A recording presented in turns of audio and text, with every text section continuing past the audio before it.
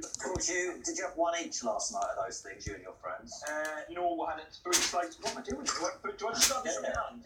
Yeah, we just had 3 slices of it each. And it was honestly, I mean, one friend didn't have 3 slices. One friend stayed in the kitchen later than everyone else and ate what must have been 7 slices. And I wouldn't be surprised if he's dead now.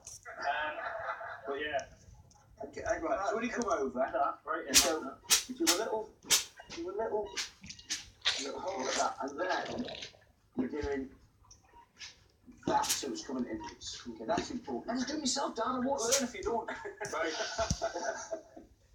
They're coming inwards. Oh, already destroyed it. Oh, apparently that pizza is a classic food. It's like a staple food in Sweden. In Sweden? All the pizza restaurants do in Sweden. Really? How much is that? Do you mind me asking? It wasn't much. It was literally like we've got three 14-inch versions of it between 6 of us, which was the biggest mistake ever. Like my weaving is a biohazard today. But it was it must have been about, honestly, like 7-8 quid, something like that, for a 14-inch version of it. Yeah, like you could feed like a football team with it. I mean, they'd be terrible, they'd lose all their matches, but yeah. Now the sauce, what's happened with the sauces? All of this, we just boiled it up. And once it's boiled up, then to thicken it, because you've got good flavour in there, you've got the ketchup and the vinegar, we thicken it with a bit of corn flour. And you're not doing it so it's really gloopy, it's just so it's got enough viscosity so it'll stick to the spring roll when you dip it in. That's all you're looking to do with it. You could, if you want, you could make this much simpler. You could always just do ketchup and add other bits and pieces to it. Look at those. Those are good. Mate, That's Tim's. that was the You rushed that one. The last one has to be as good as the first coming over. I know, I could see. But they're good. So you do that and then we deep fry them. So they end up like this. So this is what we have. So these really lovely, delicious rolls. Traditionally, the Philly Bullivers are long and thin, but that's with sort of long and thin papers. But yeah, they're cracking. What we do to serve, we have this lovely little dipping sauce. The ketchup in it just gives for a really good flavour with the chilli. When you try these lovely celebrities, they're very hot. They come out of the fryer. So just watch your delicate mouths. And then what we do, we'll cut these easier. And you've got this lovely crunch through them, like that. And they're a cracking flavour. I mean, you can pull whatever kind of flavour you want in each, So if you wanted to go more over the top with the chili or whatever, then you can do. Chris is taking the mickey out of you. Oh, just got that. Your dad discovered that about me, didn't he? Yeah, I can't unsee it. And every week I think about your dad morning, and I think I should stand up straight and I go, you're dead hot, Chris, in terms of sort of temperature. So what's in there? Yeah. Okay, a little bit of in there. So you get all the pork, you get all the cabbage, all the onion. That's hot without anyone want to try it? Come over and have a go. That's so hot, like insane hot. Nice flavour. Hotter than the surface of the sun. It's like eating over the sink hot. Thank you, Chris. More from you later on. Don't forget, for all of today's brunch recipes, head to the website, california.com/brunch. If you Google recipe, stand up as a picture. It's really hot. It's really hot. It's nice though. After the break, we're chatting to Vic, as long as I haven't burnt him. A brand new 30-day coach trip is chasing the sun from Croatia to Barcelona. A new wave of fun-loving tourists are on an epic continental adventure exploring the best of Southern Europe. It'll be the holiday of a lifetime with plenty of rides.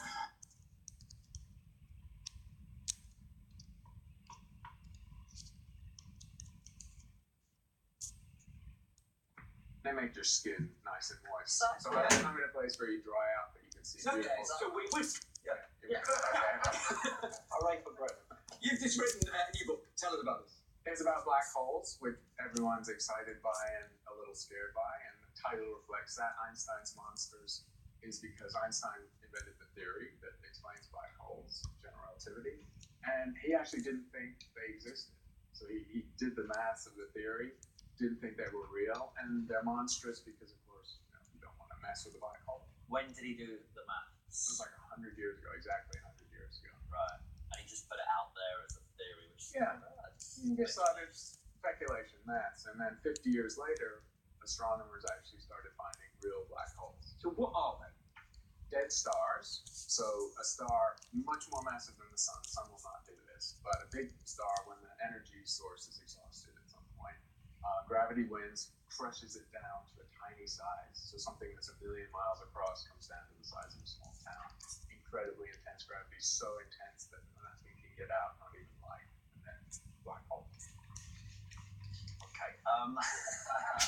Do all stars turn into black holes? No, and just as well for us, because the sun will not do this.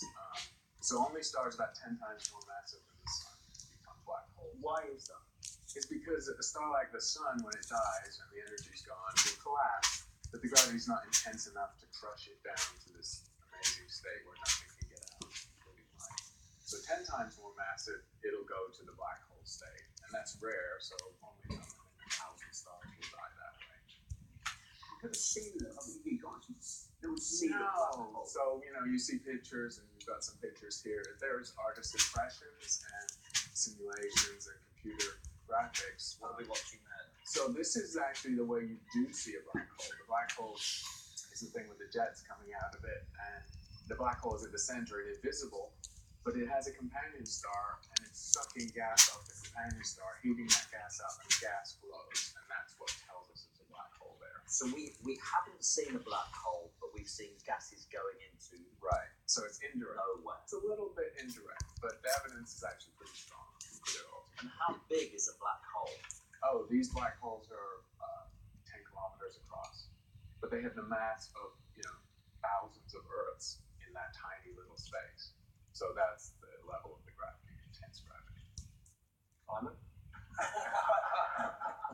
So, here's something else I don't understand. So you're taking something that big and you're making it that big, and it becomes so intense that it's dragging everything with it. Right, and once the stuff is in, end of story, you can't get out, and so there's a boundary between things that are stuck in there forever that we can never see, and the things in the rest of the universe that we can see. There's something called an event horizon Yeah. in a black hole. What's that? It's really a mathematical definition of a surface. It's the definition of this edge between the stuff that will never get out, that we can't see, that makes it black, and then the stuff that's going in that we can't see. So we've got a diagram. So what is actually happening here? What is it? So outside the event horizon, we can watch gas falling in, people, dogs, whatever might fall in. We hope nobody falls in. Space bears. Let's Yeah, space bears. So that's the stuff we can see, and then once it passes the event horizon, it's gone. Gone from the universe, gone from our reckoning of visibility, and then at the center, the singularity, that's the monstrous part. So Einstein hated this. The theory predicts that the center of a black hole is infinite density, infinite mass density, and that's not really very physical, not very sensible, and that's part of the reason he didn't believe they really existed. Right. Why can't? I'm sorry to keep going over this, but why can't we see it? Because it's like everything has an escape velocity. So if you shoot something off the Earth with a certain speed, it'll get out, right?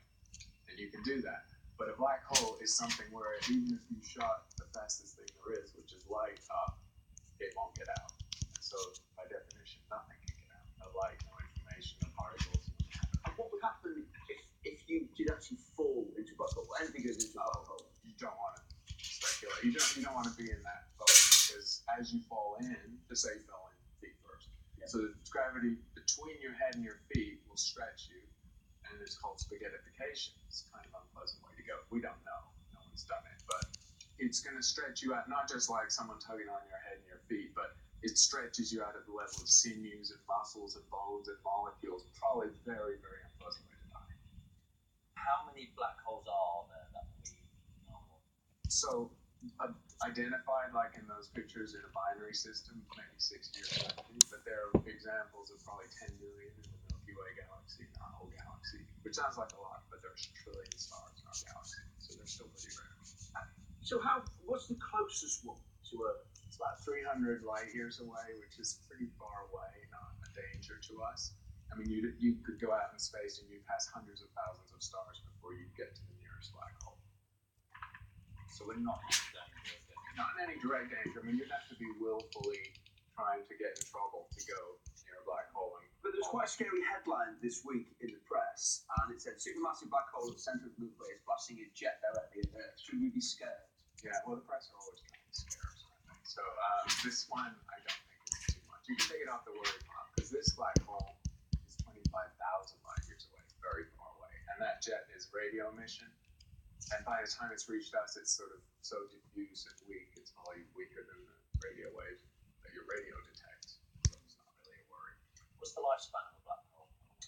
Well, Stephen Hawking, interestingly, before Hawking, people thought they just last forever. And it's just a tube of matter. But Hawking speculated, that they slowly evaporate, dissipate. And so, and the time frame, trillions and trillions of years, incredibly long. So they don't live forever, actually, according to Hawking. If I went into a black hole and then managed to get myself out, would I time travel?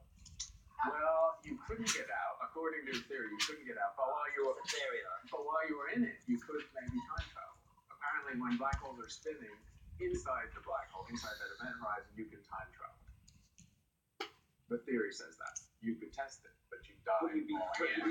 Spaghettification will make you a weird person to But the big black holes immunize you from that death. So that one in the galactic center, that news story, when the black hole is big, the tugging force is not as dramatic. And so you'd feel a little nauseated probably and uncomfortable, but you wouldn't be ripped apart. So the big black holes you could survive falling into. and time travel. Yeah, all that good stuff. Yeah. Time not to ask about space birds. Thanks, Chris. Your book, Einstein's Monsters, is out now. Just remember, we're chatting to Vic Hope, something called Confirmation. We're chatting to actor Mark Benton. We're talking Man Like Moby with comedian Gus Kahn.